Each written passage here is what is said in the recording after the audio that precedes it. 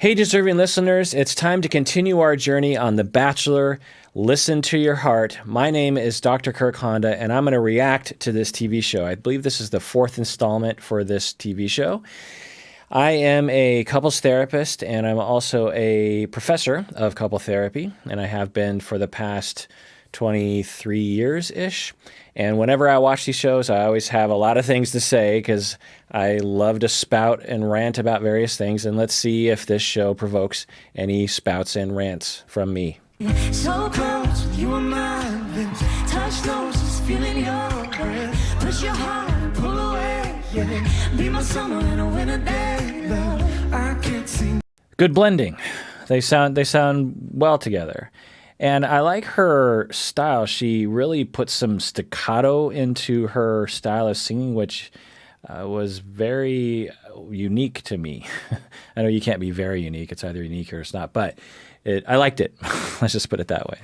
I like this song. It sounds good. I will say, as I always say on the show, that there's this style of dude on acoustic guitar duet song that is it just me being old, but all the songs, they all sound the same. Is it the John Mayer-ification of all these people? There's so many other styles of songs that one could sing with a dude playing acoustic guitar and a man and a woman singing that don't sound like that. It's a wonderful form. It has a lot of soulfulness to it, a lot of emotion. But there are other soulful, emotional ways of singing. It's just the trend, I guess, that as you get older, you start noticing trends. I'm guessing for people that are this age, it's like, well, this is music, and there's a lot of variation within this style. But to my ears, it all ends up kind of sounding similar. It sounds great, but it'd be interesting if someone ventured off into there's a lot of other vocal singer-songwriter songs that one could sing, but anyway, that's just me being nitpicky. Ooh, you know I've been alone for quite a while. So I don't like it when singers do that kind of thing, especially it was a little bit beyond her ability. That wow, I mean, I can't do it. And she kind of messed that up a little bit. I wish people would just sing the note or just, do a little trill. You don't know, everyone can't be Mariah Carey. So just live within your lane and don't, because it doesn't, to me, add much to the song even when you do nail it. It's more of like, look at me. It's like in the 80s when everyone wanted to be Eddie Van Halen and everyone was like on guitar solos, and it's like, it's non-musical. Just sing the song. Now, I will say that she has a very natural voice, and I like that she's just singing. You feel the diaphragm just really just singing the song. There's a style of contemporary singers today that there's this pull back style of singing that always kind of gets on my nerves, where it's just like, just let the air flow out of your face and sing the song. So I really like her.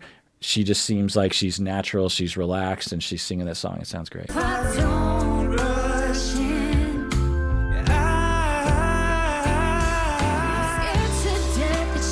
See, clean, just sing the song, and he has an electric voice. It sounds fantastic. He just sings the notes. He doesn't have to do all the It's just classic soul song, and it gives me chills hearing them. They sound really good together as well. Do it right. I've been living a lonely life. So this is the first time we've heard from, is it Danny? Yeah. That the camera really hasn't been focusing on him. They haven't included a lot of clips of him. I think this is the first time we're hearing him sing, and it is not great. Maybe it's not the right song for him, but this is, at least the little bit we're hearing so far, this is the sort of singing that you will hear from people that they have all the accoutrement of a singer, but without the singing part, if that makes any sense. And I sometimes worry about people like this because, people might even praise people. Like if he gets up and does karaoke, sometimes people would be like, wow, you sound amazing, even though he doesn't have the fundamentals down in terms of how to actually sing the note itself. There's all the trills and the emotional tags that you put on singing without actually having the fundamentals of holding a note. Now, we only heard a little bit, so maybe he'll pull himself out of this dive, but given what I've heard so far, I'm guessing he just doesn't have the talent, which not everyone has that. I'm a singer, but if I was on a show like this, I would totally bomb. Like, I'm a singer-songwriter. I can sing my own songs and, have it go well some of the time. I'm not a soloist, so I'm no better than this dude at all. So, I just want to be clear about that. But I don't know. I hope he can pull out of the dive, because I hate it when people bomb on stage.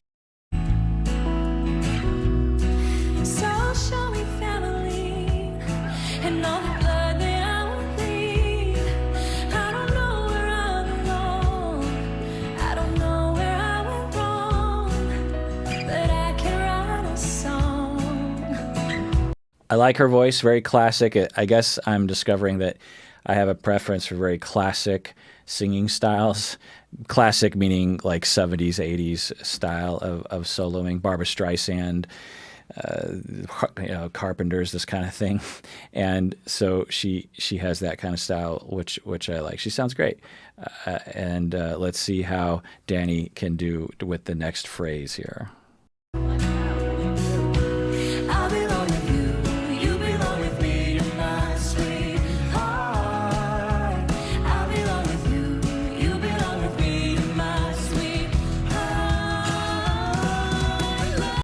So he started out okay. I was like, okay, he pulled out of the dive. He sounds good. Maybe he was nervous and he's blending really well with her. They sound fantastic together. And then he did that sweep and yeesh. Ugh. I love you to love me. I'm begging you to beg me. Sounds great. I mean, it's not perfectly blended, but it's from the heart. It's good diaphragm singing, and it sounds natural. I really like it. I think this might be the first time we've heard, that's Brandon, that we've heard him really kind of go for it. It sounds great. Shine up my old brown shoes, put on the brand new shirt.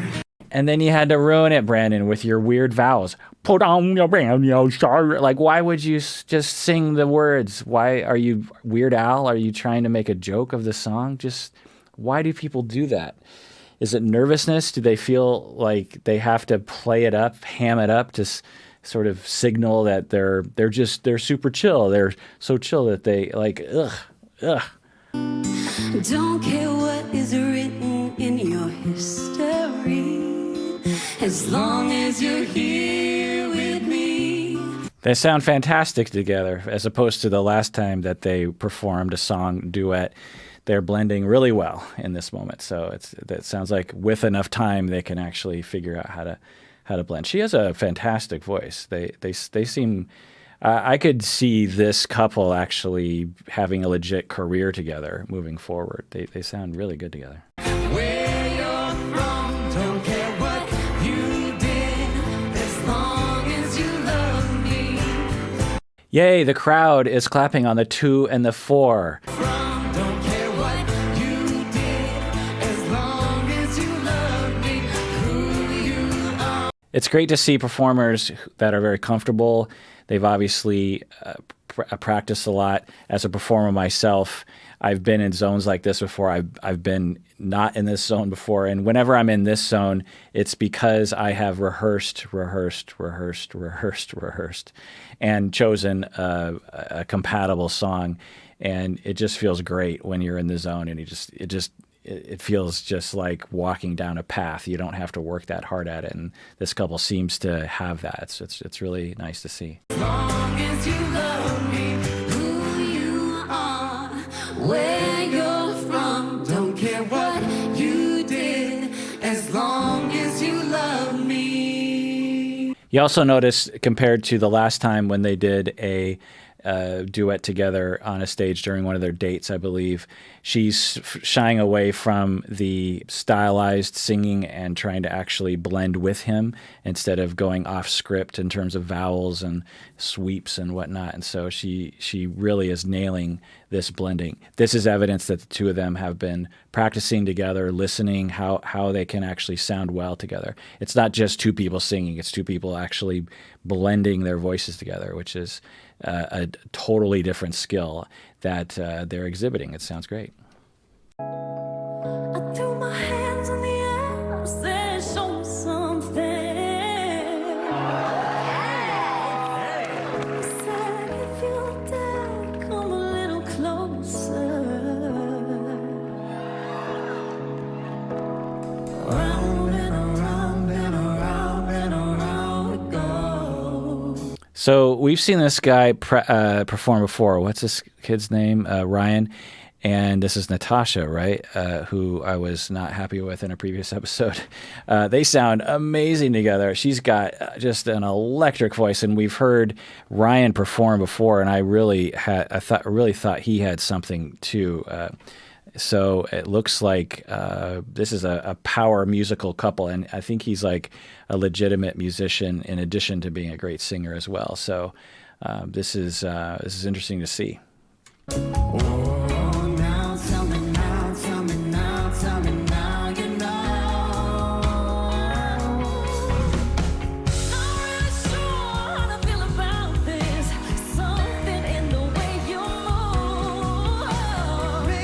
Wow, she has got some pipes. That is impressive. Natural, good choices, musical, emotion, relaxed, affecting. She's really got it. He is amazing too, but he doesn't have that kind of voice. I think he also has an amazing voice, but he's more of like a singer-songwriter in a coffee shop kind of style. And she has like, she could sing to 60,000 people and get them all feeling something, whereas he's more of a small club kind of amazing singer. So I don't know if this is the best song for him that showcases him, but who knows? Natasha and Ryan, they have that chemistry, they've had that romantic connection, and they sound phenomenal together. And I can't help but like compare in my head and think that I'm not as good as everyone else. I want you to stay. I want you to stay. Yeah, this is awful. It's like, to her voice, you can't compete with that. You can also sound amazing too, Jamie. I mean, you're an amazing singer as well. So these kinds of contests, I think, are pretty ego shredding for people. Like, there's a lot of performing to go around. You don't have to be the best at that style. Maybe, Jamie, you have another style that is a niche of singing that you can't do. One of the things that I remember when I was singing in high school, I was in choir and vocal jazz, and our teacher hated Madonna. She would say, "Don't sing like Madonna," because that was the 80s, and so it was a lot of Madonna. And I grew up thinking that Madonna was this terrible singer. And then when I listened back to it, I love Borderline, I love, Holiday, these songs, Lucky Star, these songs are just amazing songs to me. And when I listen to it, I think the performances are just perfect. Like if another singer sang it, it wouldn't be the wonderful song that it is.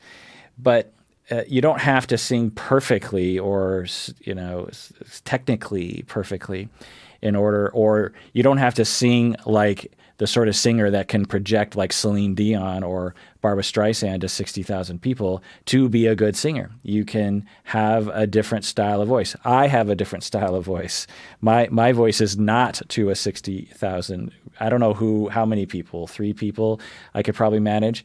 And you can still have a beautiful voice that has worth, that has an artistic importance. And so that's what I would say to Jamie if I could, but I can't. So I'm stuck here in my office yammering into YouTube. I can use a love song. It takes me back just like that when it comes on to a time when I wouldn't roll my eyes at a guy and a girl. Make it work in a world that for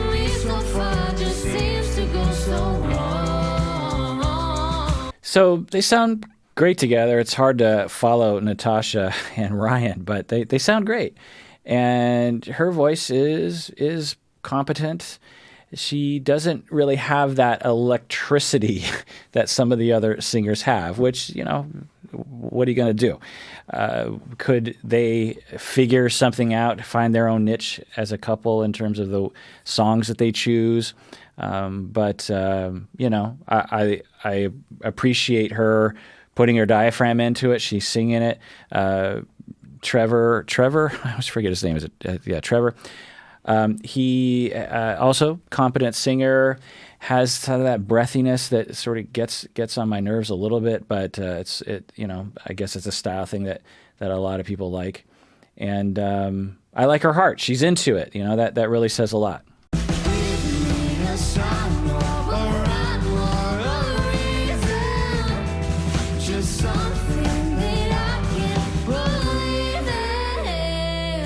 Their blending is a little off. I wonder how much they practiced together. I wonder how much they focused on making sure, because he's singing more of a subdued, breathy thing, and she's singing a more diaphragm, out there voice, and it's a little bit of a mismatch to me, to my ears. So that's maybe not going to go over well with the judges. I don't know. Let's see. It takes me back just like that when it comes on to a time when I wouldn't roll my eyes at a guy and a girl make it work. Really, I would put this on Trevor, that he should be actually, the song style with the drums, it lends itself to a more diaphragm singing, to a more out there singing. I mean, so I think she is leading the way, and he's still doing this, the coffee shop singing, and that, I don't know how to even describe it, the breathy, sexy boy singing, and you almost can't even hear him, and that's not her fault. I would put that on him. I think it's a toss-up. So I'm guessing that Danny and Becca are going to get kicked off, because that song was not great, particularly because of Danny, I would say. And that's just my guess. Now, maybe they're fine people, and maybe they should date afterwards, and maybe they will date afterwards and cut an album and have a #1 song. But in terms of their performance on stage, I would say that Danny and Becca are the clear last place people. Savannah and Brandon. Yep, makes sense. Again, I'm sure Becca and Danny are fine people. They seem like nice enough people, charming people. Nothing wrong with having a crappy stage performance and getting beat by some pretty top-notch performers. So now I'm guessing because this show is geared this way, they'll frame it as, you didn't really exude enough love between the two of you on stage. That was the reason why we removed you from the show, and who knows. But that'd be a hard thing. I mean, imagine you're on stage and you're having to perform well, and you're having to convince everyone in the crowd that you're a great couple, even though you just started dating like a couple days ago. That'd be a hard thing. Now, I will tell you that, as a personal aside, if you're still watching this, then I'm guessing that you're a fan of the show. So I grew up not thinking of myself as a singer. I grew up thinking of myself as a sports player or a jock. And I played, football and basketball and track and wrestling and baseball and all those kinds of things, and did not consider myself a singer, although I would sing to myself in the shower. It was not a part of my identity. Then in high school, I had a girlfriend who did consider herself a singer. She was a little Barbra Streisand, and ended up, going on to have a career in vocal performance and stage performance. And she convinced me to do a duet with her. And I was like, no way am I going to get on stage. And it was a talent show. Have I talked about this on the podcast before? Anyway. And I was terrified. I ended up getting up on stage and singing this duet with her. And it was the final act of the talent show, and it was supposed to be, the gem that everyone's supposed to be the best show, mainly because of her, because she's a great performer and singer. And here I am, and I was literally wearing a baseball hat as I was singing on stage, and part of the appeal to the crowd apparently was that we were a real couple and that you could tell that there was some affection between the two of us intermixed within the actual performance. I guess as an example of this, you might want to look up Barry Gibb and Barbra Streisand's duets that they would do. Even though they weren't a couple, they had a lot of on-stage chemistry, if you will. Anyway, so I get it. When you can have that be part of your performance, and it can be a well-performed song, and that's why musicals are so tear-jerky for me and everyone around me, I think, is that not only is it a song, but it has like a story behind it and a meaning behind it, and you really feel it. And so, I get it. Becca and Danny didn't really have that exuded on stage. Maybe it's a result of the fact they weren't very close to begin with. Maybe it's the fact that they just didn't have a way of doing that on stage in a way that convinces other people. Who knows? But anyway, it makes sense that they are being removed. So that is that for that episode of Psychology in Seattle. Subscribe, hit the bell, like this episode, become a patron on Patreon, subscribe to the podcast, comment below. This whole episode has just been about my random, stupid opinions about music, and music is in the eye of the beholder, so feel free to disagree with me. But please, if you agree with me, I'd love to hear it, because I have no idea if I make any sense. And I have a thin skin, as everyone knows. And please take care of yourself and take care of other people, and sing from your diaphragm, because you deserve it. You really, really do.